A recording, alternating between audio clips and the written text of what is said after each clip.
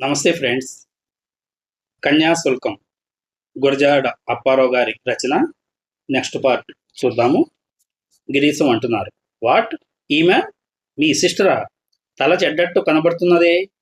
వెంకటేష్, మా అక్కే, జుత్తుకి చవురు రాసుకోదు. గిరీశం అంటున్నారు, తల చెడ్డం అంటే విడో అన్నమాట. చవురు గివురు జాంతానయ్య గాని ఇన్నాళ్ళై నీకు విడో మ్యారేజ్ అయ్యి విషయం లెక్చర్లు ఇస్తూ ఉంటే ఈ కథ ఎప్పుడూ చెప్పావు కావు. మీ ఇంట్లోనే ఓ అన్ఫార్చునేట్ బ్యూటిఫుల్ యంగ్ విడో ఉందటోయ్. ఏమి దురవస్థ! My heart మెల్టెడ్స్. నేనే తండ్రినైతే ఈ పిల్లకి విడో మ్యారేజ్ చేసి శాశ్వతమైన కీర్తి సంపాదిస్తున్నాను తనలో అనుకుంటున్నారు గిరీశం. ఏమి చక్కదనం!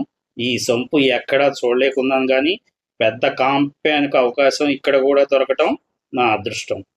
వెంకటేష్, మా నాన్న నాకు కూడా పెళ్లి చేస్తాడు. గిరీశం, ఇవాళ పెద్ద పెళ్లి నీకు తల వెంట్రుకంత వాసిలో తప్పిపోయిందోయ్. ఈ సెలవు లాకర్లోగా తాళాధ్యాయం కాకుండా తప్పించుకో ఉంటే నువ్వు పూరా ప్రయోజకుడివి. ఇక నిజమైన పెళ్ళా?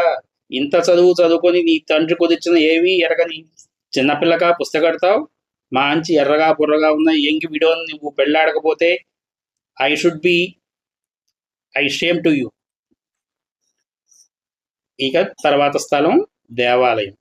పువ్వుల తోటలో మండపం మీద కూర్చుని శిష్యుడు ప్రవేశించును. శిష్యుడు అంటున్నాడు, 6 నెలలకో మాట పుస్తకం పట్టుకుంటే కొత్త శ్లోకాలు పాత శ్లోకాలు ఒక్కలా కనబడుతున్నాయి. ఇప్పుడు కొత్త శ్లోకం కనుక్కోమంటే నా శక్యమా? సిద్ధాంతిని ఎవరినైనా ప్రశ్న అడిగి కనుక్కోవాలి. లేకుంటే చటుక్కున పుస్తకం విప్పి ఏ శ్లోకం కనబడితే ఆ శ్లోకం చదువుతాను. మృగా ప్రియాళ్ళు ద్రుమ మంజరీణం. ఇదేదో చదివిన జ్ఞాపకం లీలగా ఉంది. లేళ్లు పరిగెడతాయని కాదు. ఏం గొప్ప మాట చెప్పాడో ఈ కవి. లేళ్లు పరిగెడితే ఎవడికి కావాలి? పరిగెట్టకపోతే ఎవడికి కావాలి? కుక్కలు పరిగెడుతున్నాయి కావా? నక్కలు పరిగెడుతున్నాయి కావా? పిల్లులు పరిగెడుతున్నాయి కావా? పనికొచ్చే ముక్క ఒక్కటి ఈ పుస్తకంలో లేదు. 4 అంకెలు బేరీజ్ వేయటం, వడ్డీ కాశీ కట్టడం కాళిదాసుకి ఏం తెలుసు తెల్లవాడి దాస మహిమ. ఏ పట్నం ఎక్కడుందో, ఏ కొండలు ఎక్కడున్నాయో అడగవయ్యా గిరీశం గారిని. నిల్చున్న పాటను చెబుతాడు. ప్రియా ముఖం కిం పురుషచ్చుంబుః. ముద్దెట్టుకున్నాడటై ముండా కొడుకు, ముక్కొట్టుకున్నాడు కాదు. కరకట శాస్త్రి శిష్యుడికి కనబడకుండా వెనక నుంచి ప్రవేశించును. వర్ణ ప్రకర్షే సతిత కార్ణకారం ధునోతి నిర్గంధ తయా స్మచేత. ఇది కూడా చదివినట్టే ఉందోయ్. ఆ పువ్వేదో కవికి ఇష్టం లేదట. ఇష్టం లేకపోతే మునిగిపోయింది కాబోలు. మా గురువు గారికి దొండకాయ కూర ఇష్టం లేదు. గురువుగారి పెళ్ళం పెరట్లో దొండపాదుందని రోజు ఆ కూరే వండుతుంది. బతికున్నాళ్ళు ఇష్టమే ఇలా ఏడుస్తూ ఉంటే చచ్చినవాడి ఇష్టాలతో ఏం పని? ఈ చదువు ఒక్కడితో చాలించి గిరీశం గారి దగ్గర 4 ఇంగ్లీషు ముక్కలు నేర్చుకుంటాను. వెంకటికి ఇంగ్లీష్ వచ్చని ఏం గుర్రగా ఉంది. కరకట శాస్త్రి, ఏమిట్రా అబ్బి అంటున్నావు? శిష్యుడు, ఏదో నా సొంత ఘోష. కరకట శాస్త్రి అంటున్నారు, గురువుని కదా, అదేదో నాకు కొంచెం చెబుదు. శిష్యుడు అంటున్నారు, దానికి చెప్పడానికి ఏముందండి? నాటకంలో నా చేతే వేషం కట్టించి పెద్ద చాంతాళ్ళ లాంటి హిందుస్థానీ ముక్కలు సంస్కృతం ముక్కలు అర్థం తెలియకుండా భట్టీయం వేయించడానికి మీకు ఓపిక ఉంది. కానీ నాకు 4 రోజులకో శ్లోకం చెప్పడానికి శ్రద్ధ లేదు కదా. పట్నం వదిలి 6 నెలలకో మాట అగ్రహారాలంట వచ్చినప్పుడు మరేం ఊసిపోక పుస్తకం తీయంటే సంస్కృతం ఏం వచ్చేది? కరకట శాస్త్రి అంటున్నారు, ఇటుపైన చూడు ఎలా చెబుతానో. రోజుకు 4-5 శ్లోకాలు చెబుతాను. కొత్త శ్లోకం చదువు. శిష్యుడు అంటున్నాడు, అంత్యుత్తరస్యాం దిశి దేవతాత్మ హిమాలయో నామ నగాదిరాజ. కరకట శాస్త్రి, మొదటకొచ్చావేం? శిష్యుడు, మొదలు కొస ఒక్కలాగే కనబడుతోంది. కరకట శాస్త్రి నవ్వి, పోని మొదటి నుంచే చదువుదాం. శిష్యుడు, చదివినా ఏం లాభం ఉంది? ఈ శ్లోకం శుద్ధ అబద్ధం అంట. కరకట శాస్త్రి అంటున్నాడు, ఎవరు చెప్పారు? శిష్యుడు అంటున్నాడు, గిరీశం గారు చెప్పారు అని. కరకట శాస్త్రి, ఏం చెప్పాడేం? శిష్యుడు, హిమాలయం 2 సముద్రాలకి దాసి రోళ్ల కర్రలాగా లేదట, మ్యాప్లో చూపించాడు. కరకట శాస్త్రి, హిమాలయం సిగగోసిరిగాని ఆ పుస్తకం ముంచి నా మాట విను. శిష్యుడు, చిత్తం, పుస్తకం మూయును. కరకట శాస్త్రి, చదువున్నది ఎందుకు? పొట్ట పోషించుకోవడానికి కాదా? శిష్యుడు అంటున్నాడు, అవును. కరకట శాస్త్రి, ఈ రోజుల్లో నీ సంస్కృతం చదువు ఎవరికి కావాలి? శిష్యుడు దరిద్రులకు కావాలి. కరకట శాస్త్రి అంటున్నాడు. బాగా చెప్పావు. నీకు ఇంగ్లీష్ చదువుకోవాలనుందా? శిష్యుడు చెప్పించే దాతేడండి. కరకట శాస్త్రి దానికి అంటున్నాడు. నేను చెప్పిస్తాను రా. శిష్యుడు నిజంగానా? కరకట శాస్త్రి నిజంగాను రా, కానీ ఒక షరతు ఉంది. కరకట శాస్త్రి అంటున్నారు అప్పుడు, కానీ ఒక షరతు ఉంది. దానికి శిష్యుడు ఏమిటండి? కరకట శాస్త్రి, నాకు కష్టసాధ్యమైన రాజకార్యం తటస్థించింది, అది నువ్వు నిర్వహించి చేసుకురావాలి. శిష్యుడు, నా వల్ల అయ్యే రాజకార్యాలు కూడా ఉన్నాయా? కరకట శాస్త్రి, ఈ రాజకార్యం నీ వల్లే కావాలి, మరెవడి వల్ల కాదు. అదేమిటంటే ఓ 10 రోజులు నువ్వు ఆడపిల్లవై పోవాలి. శిష్యుడు, గణియం పట్నంలో ఉండిపోయిందే.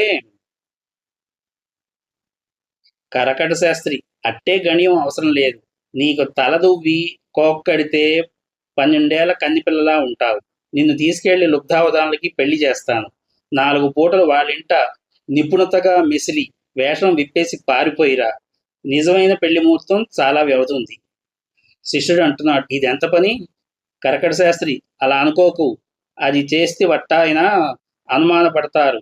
పట్టుబడ్డామంటే పీక తెగిపోతుంది. శిష్యుడు దానికి, మీకా భయం వద్దు. కరకట శాస్త్రి, నువ్వు నెగ్గుకొస్తే మా పిల్లని నీకిచ్చి ఇల్లరికం ఉంచుకుంటాను. శిష్యుడు, అలా ప్రమాణం చేయండి అన్నాడు. కరకట శాస్త్రి, ఇదిగో ఈ పుస్తకం పట్టుకు ప్రమాణం చేస్తున్నాను. శిష్యుడు, ఈ పుస్తకం మీద నాకు నమ్మకం పోయింది, మరో గట్టి ప్రమాణం చేయండి. గిరీశం గారిని అడిగి ఒక ఇంగ్లీష్ పుస్తకం పట్టుకురానా? కరకట శాస్త్రి, తప్పితే భూమి తోడురా. శిష్యుడు, మీరు ఏగేస్తే భూమి ఏం చేస్తుంది? మీ మాటే చాలను కానియండి. ఇక తర్వాత స్థలం అగ్నిహోత్ర ఉదాహరణల ఇంట ఎదుట వీధి. గిరీశం వెంకటేషు ప్రవేశించరు. వెంకటేష్, రాత్రి కన్యాశుల్కం మీద లెక్చర్ ఇచ్చారా? గిరీశం, లెక్చర్ ఏంటోయ్, ధను తెగిరిపోయింది. మీ తండ్రిది మైరావణ చరిత్ర. మీ అంకులు కరకట శాస్త్రి స్కౌండ్రల్ లక్కన కనబడుతున్నాడు. దానికి వెంకటేష్, ఏం జరిగింది ఏంటండి? గిరీశం, విను.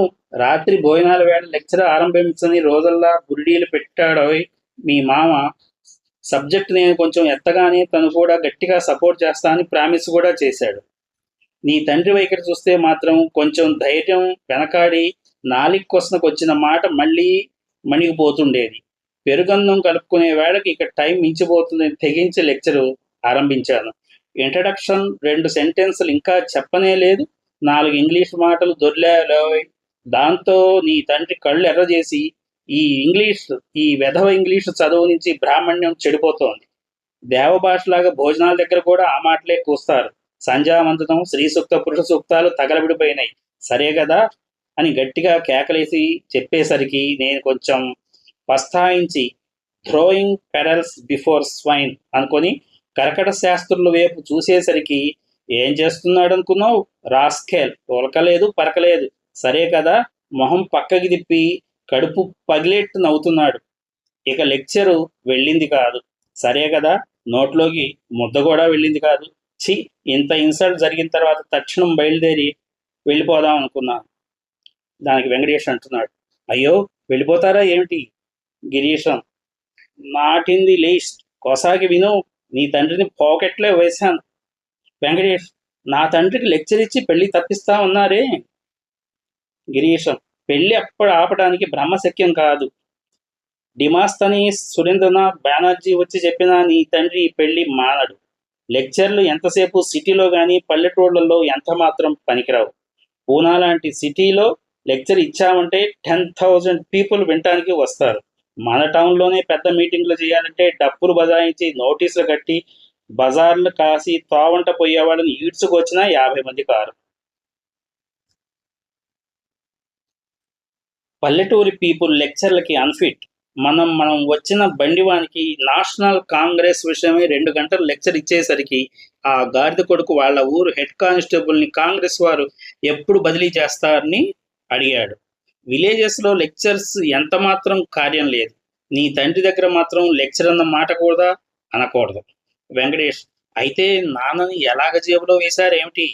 గిరీశం, అది పాలిటిక్స్ దెబ్బాయ్. ఆ తర్వాత కథ విను.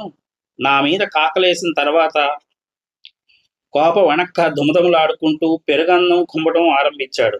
ఇంతలో మీ అప్ప వచ్చి గుమ్మం దగ్గర నిలబడి కోకిల కంఠంతో, నాన్న, తమ్ముడికి పెళ్లి చేయాలంటే నా సొమ్ము పెట్టి పెళ్లి చేయండి గాని దాని కొంప ముంచి లుబ్ధావధానులకు ఇవ్వొద్దని చెప్పింది. దాంతో నీ తండ్రికి వెర్రి కోపం వచ్చి ఉత్తరాపోసనం పట్టకుండానే ఆ పెరుగన్నంతో విస్తరి తీసుకెళ్లి దాని నెత్తిన రుద్దేశాడు. కరకట శాస్త్రులు అడ్డుపడబోతే చెంబుతో నీళ్లు వాడి నెత్తిన దిమ్మరించాడు. కరకట శాస్త్రులకి కోపం వచ్చి శిష్యుని తీసుకెళ్లి వెళ్ళి ఊరెళ్ళిపోయినాడు. వెంకటేష్, దీ దీని పేరేనా ఏమిటి మా నాన్నని జేబులో వేసుకోవటం? దానికి గిరీశం అంటున్నాడు, పేషెన్స్, కోసాకి వినో, స్కౌండ్రల్, కరకట శాస్త్రులు వెళ్ళిపోయాడని సంతోషించాను గాని నీ సిస్టర్ ఫేట్ విషయమే మహా విచారమైంది. నేనే దాని హస్బెండ్ అయి ఉంటే నిలబడ్డ పాటున నీ తండ్రిని రివాల్వర్తో షూట్ చేసి ఉందును. మీ అమ్మ ఏడుస్తూ ఒక మూల కూర్చుంది.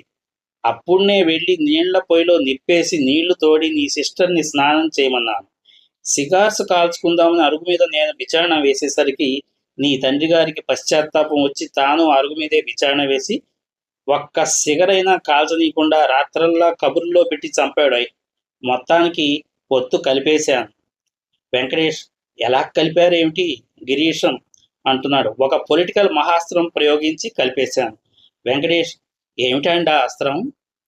ఇది ఫ్రెండ్స్ గురజాడ అప్పారావు గారి Kanyasulkam. Thank you for watching.